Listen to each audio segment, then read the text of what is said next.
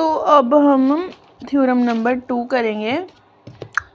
Theorem number 2 कह रही है कि prove that two finite dimensional vector space V of f and W of f over a same field f are isomorphic if they have the same dimensions।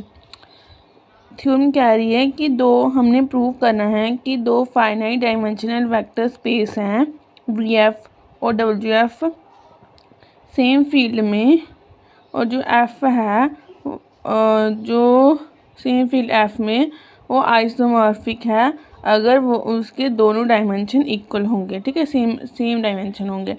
तो जो V of V is isomorphic to W अगर dimension of V equal dimension of W. इसको हम proof करने के लिए पहले हम लिखेंगे let V is isomorphic to W, that there exist a linear transformation T, जो बी से डब्ल्यू है वो टी है जो 1 1 और ऑन 2 है।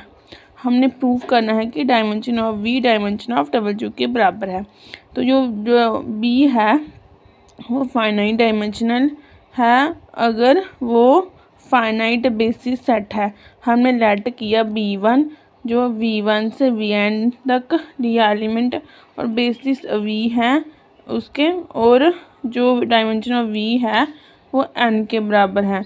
हमने B2 लिया transform T of V1 T of V2 और so on up to T of Vn। वो जो ये है V2 है वो सबसेट है डब्ल्यू का और n एलिमेंट है उसमें। हमने प्रूव करना है कि जो B2 है वो स्पैन कर रहा है सेट ऑफ डब्ल्यू में। अच्छा, फिर हम करेंगे शो कि जो B2 है वो लीनियर इंडिपेंडेंट है। हमने कंसीडर किया alpha T of V1 plus alpha T of V2 और and so on up to alpha n T of alpha n Vn is equals to 0। और जो फिर इसमें ट्रांसफॉर्मेशन ली और ये दोनों साथ में रख दिए हमने, plus T of alpha 2 V2 is equals to so on up to equal to 0। क्यों? क्योंकि जो T है वो लीनियर ट्रांसफॉर्मेशन है। अब T of alpha 1 V1 plus alpha 2 V2 and so on up to alpha n Vn is equals to T of 0। जो T of 0 होता है ना वो 0 ही होता है। तो ट्रांसफॉर्मेशन हमने लगाई, इसमें जो